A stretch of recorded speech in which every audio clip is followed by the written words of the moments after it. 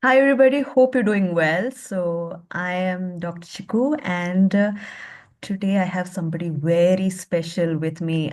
She has been a guide, a mentor, a mother, a counselor, and a person who held my hands in my darkest times. She is none other than Dr. Jannet Vennila. She has shaped my career, my PhD career, and my bachelor's and master's career. And I have a lot of stories or, a lot of experience that I want to share about her. If this conversation will result in a lot of tears, and I hope you bear with me. So let's welcome Dr. Jannet. So, ma'am, hi, ma'am. How are you? Hello, Chico. I'm fine by the grace of God. It's so nice to see you in this time and in this fashion. May God be glorified through all our activities. It's a joy that once again I would have, God has given the time to interact with you, and I want to thank Him for that. Ma'am, thank you so much, ma'am. I just want to say, Dr. Janet Vanilla was my PhD guide, and incidentally, even my BTech and MTech guide in bioinformatics, and she has shaped my career, my personality, and my direction to a very large extent. I keep telling her son Nikki that we were both raised by the same person. So it's been a big journey. So, ma'am, before we talk about our journey together, can you tell me how you pondered into life sciences and what inspired you to get into this domain? Yes. Um, I had a passion for science since from my childhood. I used to work with some animals. I used to work with some plants. So I always have a passion for science, and I aspired to get into medical field. Uh, but I tried a lot, but because of my health, I couldn't write my 12th board well. So I was into malaria that time. So I was hospitalized, and with the trips in my left hand, I wrote my 12th grade. So, by God's grace, I was able to secure 90%, but that was not enough for me to get into medical admissions. So, my father, he advised me to go for biochemistry.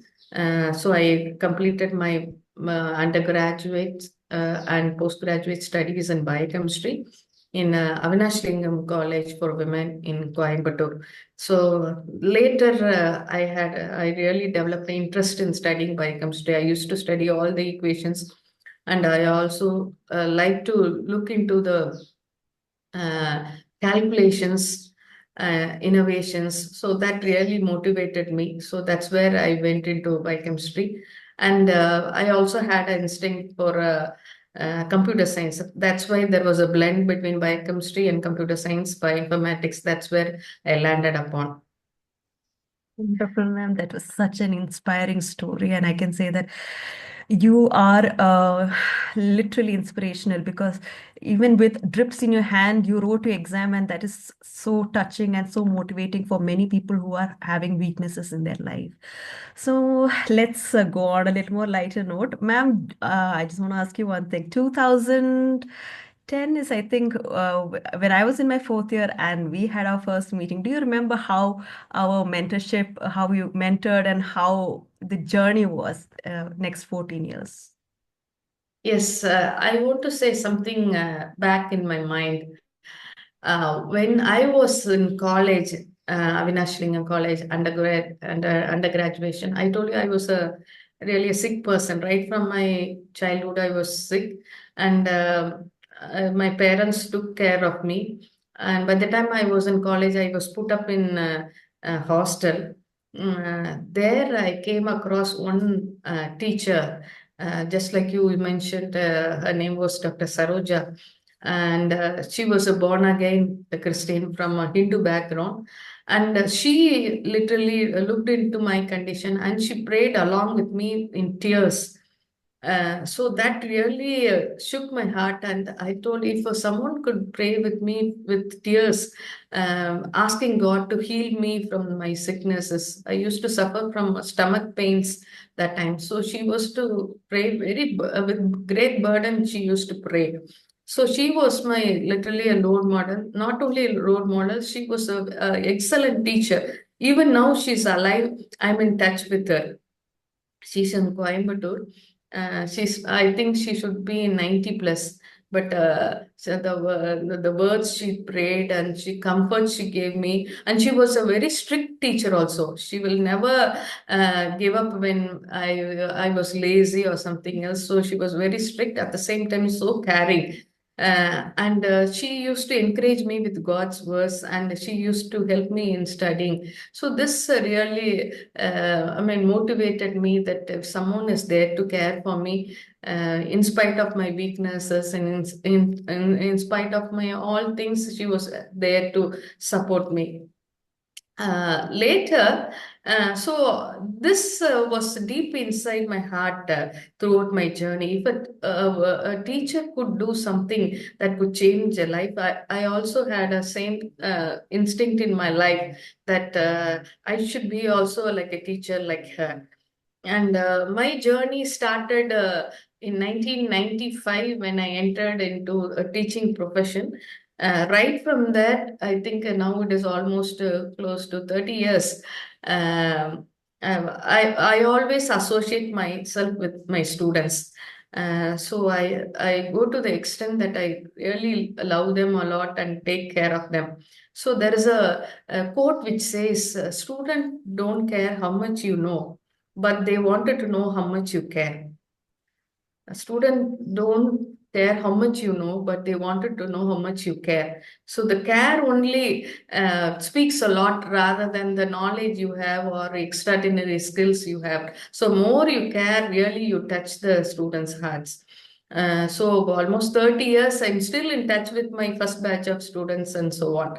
So this is how when I started my career, it went on. Then I had to move from one college. Then I went for my higher studies abroad.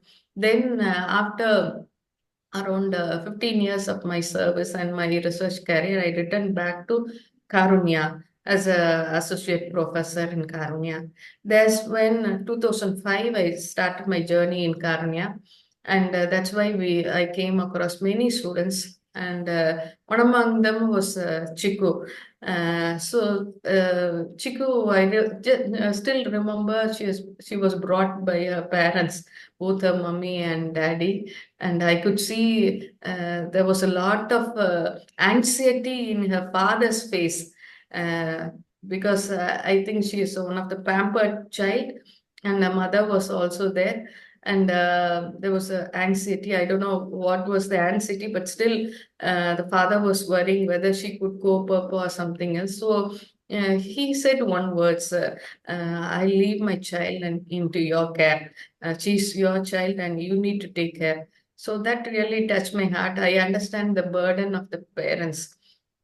Right from that, almost, I don't know, coincidentally or non-coincidentally, or it is beyond our expectation. God does not give anything by chance, but it is His choice that works along us. So she was with me through all the 4 years of her journey. There were lots and ups and downs in her life. Being I mean, one of the pampered child in a family, new situations, new studies, and she was brought up in a cosmopolitan atmosphere where mixed group of students. She has to stay with many different language speaking students, many different religion students. She was there. She was a very young child, but she was, you can see her face always brightens, and also always with enthusiasm and also bubbling with joy. And whatever she feels, her face will reflect. That's where I can see. Eh?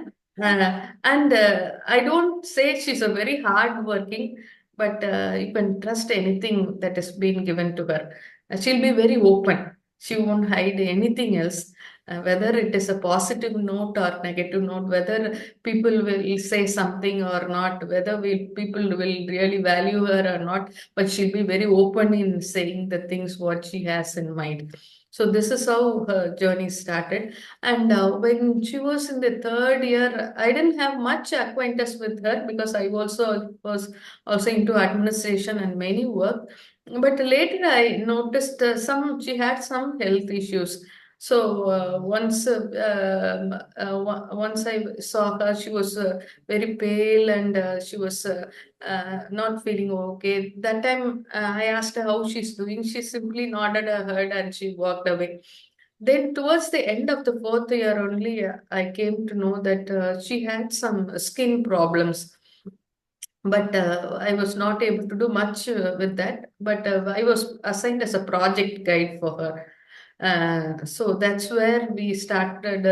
We thought about. I tried many topics for her research, but finally, this her skin problem was the topic which we were able to. She discussed a lot. She discussed a lot. She even took. She used to speak about her family. Later, I don't know, by God's grace, I won the trust in her. She was able to share something. Her relations who was into autoimmune disease or some disease who was in treatment in Bangalore, she used to say, and other things. Later, I came to know that her parents were settled abroad and she was all alone. And that really made me to take her more. And second year gone by, final year gone by, and by God's choice, she came again for the PG. Again, she worked, really, I can say she worked hard, but she was not able to cope up because of her health problems. She was not able to cope up. But in spite of that, she put her maximum hard work. And by the end of the second year, she was able to do something well. And there again, a project went well. And then she had an excellent communication skills. That is one of the good plus point I can say. She had excellent communication skills, and she was able to express whatever the points what the even people asked about her clarity in giving the things out, or the subjects or any other things. She was able to represent very well. So that made her to get a job immediately after her PG in a research lab. And even in PG, she was trying to get the paper published. That's one of the thing really I appreciated her. She wanted to get the paper published, and she succeeded as well. And after working for a while, she wants to continue to PhD. Again, she was brought back by her father. Again, it was a long year because unlike the UG and PG where 4 + 2 years, this PhD we cannot predict the years. And she came and we started the work. By the time she got married also, there was a lot of problems in her health and her personal life and things.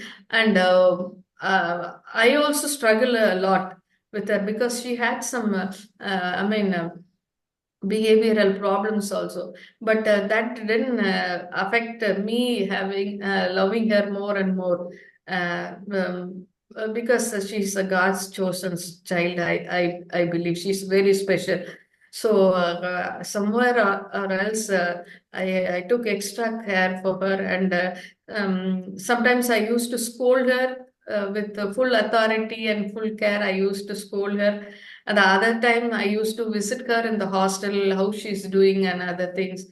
And she used to share all her personal problems with her. And I spoke to her husband, and I spoke to her parents. Almost, I don't know whether she knows or not. Almost once in 5 days, her father used to call me, and we used to speak a lot about her. I didn't disclose this to her before, but we used to talk about that every day. Whether I start the research work with her, I'll first ensure that she has eaten properly and she has taken the medicines properly. That's where that is my priority. So now, so my research as a research guideship. The research guidance is secondary to me. First, I see that whether she has taken her food for properly and the medicine properly. But whenever she is in good condition, she'll do the her best. That is one of the good qualities I can say with her. And I used to share God's with her. I used to pray with her every day, whether she was serious or not. But I had a great burden that I don't know. God will use her to such a mighty extent. But I was praying for her family. I was praying for her career. I was praying for her husband and her father, mother, and sister.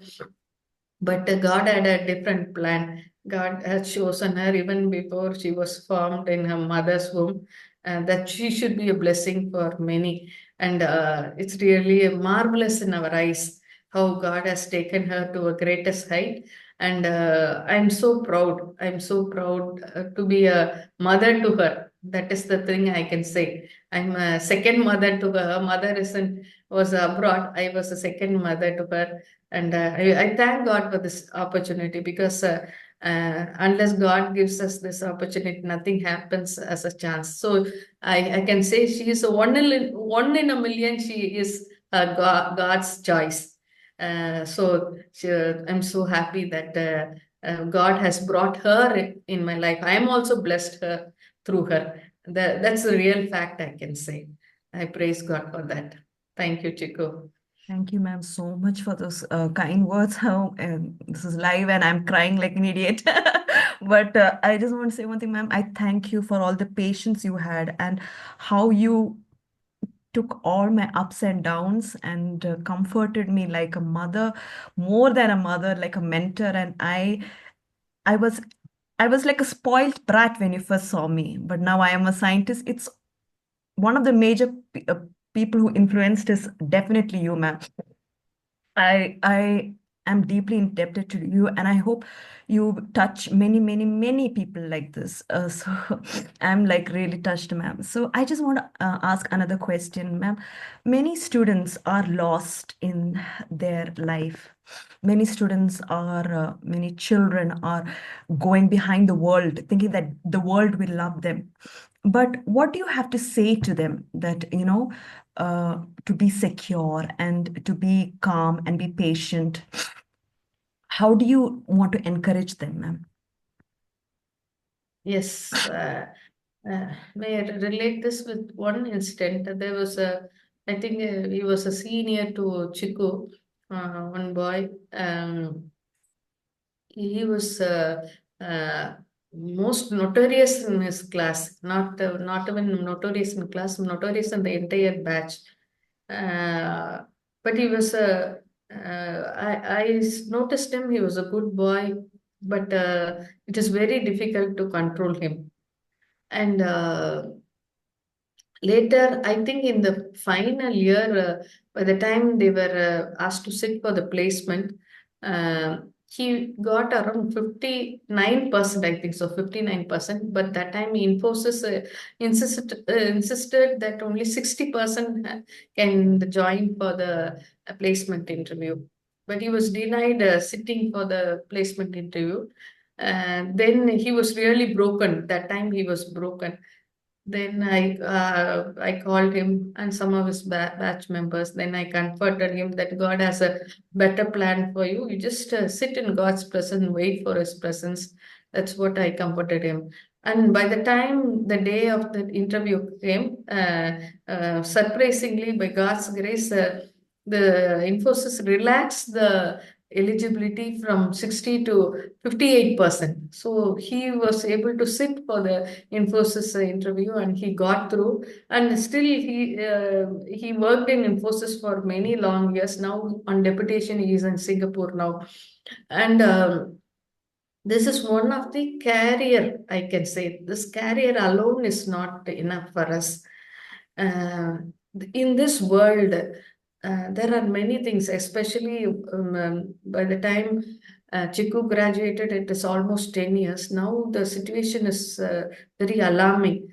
With the invention of smartphones and all the electronic gadgets and the internet, there is more chance for people to drift away from the presence of the God.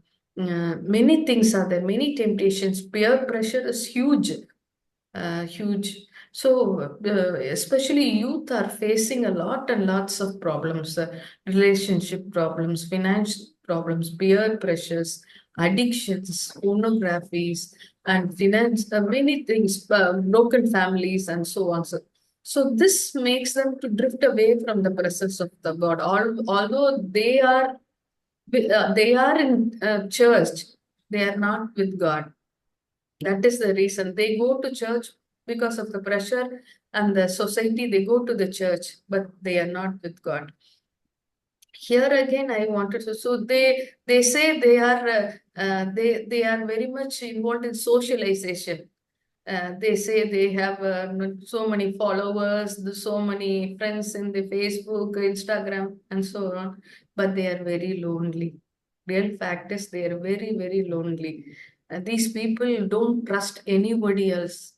They always they are little more selfish in nature, I can say, and they won't trust anybody else. They all do something only for themselves. They don't even trust their parents and their close friends. So this is a very, very pathetic situation. So what happens is, if they are into some pressure, there is no one to share. Here again, education becomes commercial. So the faculty or the students, teachers come and teach and go. There is no one to listen to their innermost problem, innermost cry.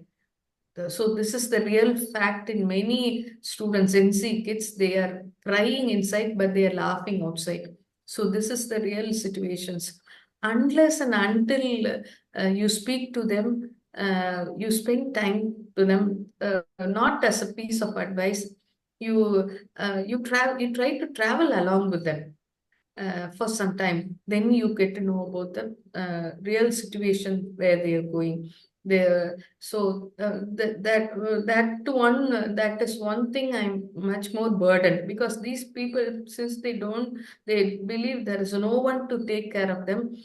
They go into depression, they go into suicidal, they go into withdrawal, and so on. Lot and lot of things are there. So what we have to do is you have to travel along with them, and by your own strength you cannot do anything else. So gradually introduce the love of God within them. If you sow the seed of love of God in them, naturally the God's presence, God's words will set them free, will really set them free. I have seen many students in my journey, and especially I'm seeing even now.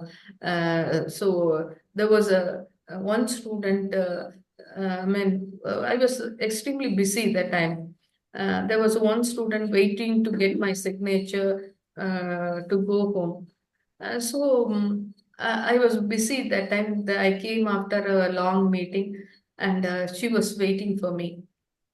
So I just checked with her what's going on, and she said she need my permission to go home. I thought for a while. I left all my work aside, and I just sat with her, and I asked her how the things are going on. Then she started to cry. So I sat with her for a long time, almost 3 hours. I sat with her just to listen to her cry. I didn't say anything in return. I just asked her, made her to cry, and she was sobering, she was crying. Sometimes she was silent, sometimes she was looking blank. I left the entire situation to her. After 3 hours, she was saying how what is the problem she was going through. Her mother was suffering from cancer, and my father had no stable income, and she was also from Tamil medium, coping up with English medium, financial problems, and all these things, peer pressure, and all this. She was able to share. I was able to grab something from her. From this conversation. And I didn't have any words to give her any comfort, but I said, uh, uh, God be with you. And I gave some money to her. I gave her 500 rupees, and I told her to come again. and she felt a little more relaxed, and she walked away. Later, I gave this one marker, I mean book marker, which contains some words. Lo, I am with you till the end of this world. That was a book marker. That is also a year calendar I gave to her, and she walked away. And later, through one of the faculty, I heard about her mother passed away, and then I just took the number from faculty and called her, and she was crying, and she told that she's feeling better now, because she told, and if I have not spoken to you that time, my heart would have been very heavy and other things, and the word you gave me, the Bible verse, because I don't know anything about Bible, but there was a word which was given, lo, I am with you till the very end of this world. So I really got comforted that someone is there till the end of the world, will take care of me and will help me to relieve from this worries. So this word really comforted me, and the time you spent with me, listening to me, really comforted me. I feel better now. Later, that girl was able to graduate, and she was able to get a job. I mean, even now she doesn't forget to send me the Teachers' Day greetings. So, and it is not by me, but it is the word of the God that creates. So, in this lonely world, where lot and lots of pressures and lot of temptations are there, the only thing we can do is we need to introduce the word of God. If we sow the seed will grow. Somebody will water the seed, and God will make it grow. That whatever the seed, the word we sow in your heart will not go in vain. It will grow. It will grow, and you will reap the blessings of the word which has been sown in your heart. This is the things, because through merely manly approach, we cannot do anything. We cannot change the mind. The God only changes the heart. God only melts the heart. God only gives the words appropriate to the situation. That God can alone do that. So it is only the word of God we need to sow in the present generation's heart, that will make it happen, and bless them in their critical, even in their critical situations. I totally vouch for that, ma'am. Now, it has been a really wonderful and inspiring session, and I'm so grateful that you chose to spend your valuable time with us. And I just want to ask one thing, ma'am. Everybody's confused and thinking that science and faith are totally different, opposite directions. But through you, I have learned that they both are going in the same direction. What can you conclude by your thoughts on it? Yes. So this is one of the controversial topics. I teach about science. I teach about evolution. At the same time, I also believe in creation. So here again, if you carefully look into that, we cannot enforce science with the facts. Okay. For example, if I'm saying God created the entire world through his words, people won't believe, because they say evolution is there. But if I could substantiate God's words through the scientific facts, it will happens. For example, many times many times I come into a situation that what I believe contradicts what I teach. So in that case, if there are scientific facts to prove God's creation, I I will not forget, or I will not lose the opportunity to explain to that. Everywhere I see that, I infuse the scientific facts along with the stand that somebody is there who is behind everything. So I used to urge this. So if they say that we have been evolved from a monkey or something else. Of course, according to science, 99% of our genome matches. this is not exactly, it's not evolution, I can say. For example, all the species living in one habitat almost share 80% of the same genome. For example, I'm saying if in a ecological niche where if it is a, dry region or it is a marsh region, marshy land, you can see a plant growing, you can see a fish growing, is living, you can see bacteria is living, you see a fungi is living, you have a virus is living. So, can you say the bacteria is evolved from virus because they have almost 80% of the gene in common? It's not so. Why? What happens is there is a lateral gene transfer.